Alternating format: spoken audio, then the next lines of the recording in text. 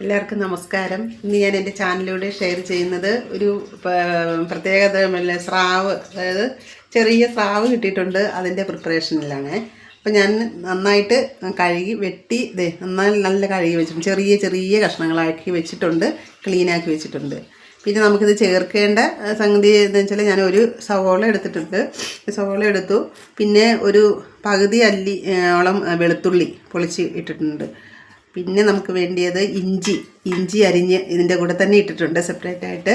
പിന്നെ കറിവേപ്പില, പിന്നെ പച്ചമുളക്, പിന്നെ നമുക്ക് ആവശ്യമുള്ള കുടംപുളി ഇട്ടിട്ടുണ്ട്. അപ്പം കുടംപുളി ഇപ്പോൾ 2 എടുത്തിട്ടുള്ളൂ, 2 ഇത്. പക്ഷേ നമുക്ക് ഇത് വെച്ച് കഴിഞ്ഞിട്ട് പുളി ഇനി ആവശ്യമുണ്ടെങ്കിൽ നമുക്ക് ചേർത്താൽ മതി, അല്ലെങ്കിൽ ഒത്തിരി പുളി ഉണ്ടാകും. അപ്പം ഇങ്ങനെ ഇതാണ് ഇതിൻ്റെ അരിഞ്ഞു വെച്ചിരിക്കുന്നത്. പിന്നെ ഇത് കഷ്ണം. പിന്നെ നമുക്ക് ഇത് ആദ്യം വെക്കുന്നത് പല ടൈപ്പിൽ ഇതെല്ലാവരും വെക്കാറുണ്ട്. അപ്പം ഞാൻ വെക്കുന്നതെന്ന് വെച്ചാൽ ഞാൻ മഞ്ഞൾപ്പൊടി 1 ടീസ്പൂൺ, പിന്നെ മുളക് പൊടി ഒരു 3 ടീസ്പൂൺ, പിന്നെ മല്ലിപ്പൊടി ഒരു ടീസ്പൂൺ. അപ്പോൾ ഇതെല്ലാം കൂടി ഒന്ന് മിക്സ് ചെയ്തിട്ടേ ഞാനിവിടെ ഒന്ന് ചൂടാക്കി എടുക്കാൻ പോവുകയാണേ.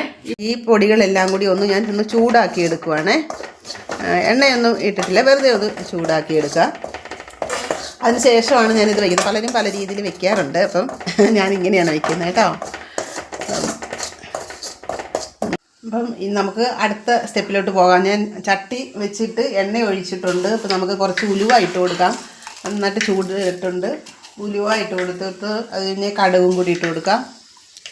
കടുകും കൂടി ഒന്ന് നന്നായിട്ട് പൊട്ടി വരട്ടെ കേട്ടോ. നന്നായിട്ട് പൊട്ടി വരുന്നുണ്ട്, എണ്ണ നന്നായിട്ട് ചൂടായിട്ടുണ്ട്. ഇനി നമുക്ക് അതിലോട്ട് നമ്മൾ ഈ അരിച്ച് വെച്ചിരിക്കുന്ന ഇതെല്ലാം കൂടി ഒന്ന് ചേർത്ത് കൊടുക്കാം. എല്ലാം കൂടി ഒന്ന് ഇട്ട് കൊടുക്കാം. എന്നിട്ട് നന്നായിട്ടൊന്ന് ഇളക്കി കൊടുക്കാം. ഇഞ്ചി, വെളുത്തുള്ളിയും കറിവേപ്പിലയും എല്ലാം കൂടി ഒന്ന് മൂത്ത് വരുന്നൊരു നല്ലൊരു മണമൊക്കെ എപ്പോഴത്തേനും ഉണ്ടാവും. ഇതിന് ശേഷം നമുക്ക് വെച്ചിരിക്കുന്ന പൊടി ചേർത്ത് കൊടുക്കാം.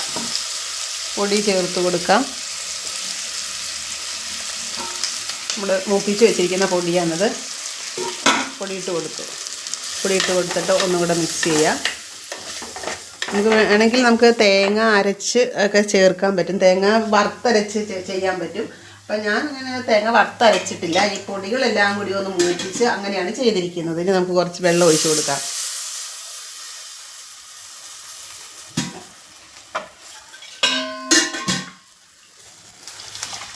വെള്ളം ഒഴിച്ച് കൊടുത്തിട്ട് നമുക്ക് ഈ കഷ്ണങ്ങൾ കുറച്ചായിട്ട് ഇട്ട് കൊടുക്കാം. പിന്നെ ഞാൻ ഇതിനകത്ത് വേറെ ഒരു ഇതും കൂടി ചേർക്കുന്നുണ്ട്.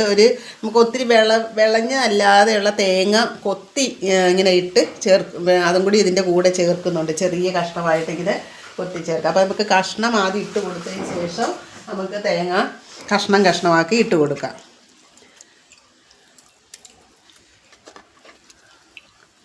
കഷ്ണം ഇട്ട് കൊടുക്കുകയാണ്.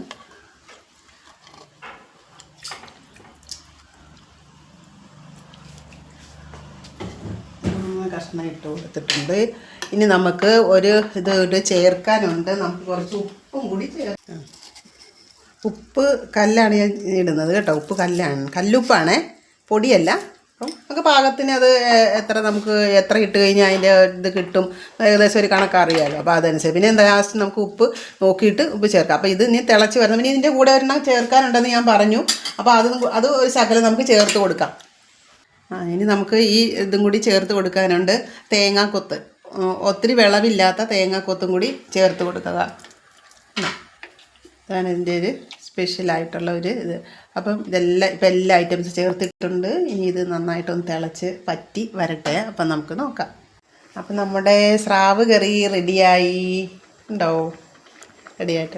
അപ്പം നമുക്ക് ലഞ്ചിന് സ്രാവ് കറി കൂട്ടി ലഞ്ച് കഴിക്കാം.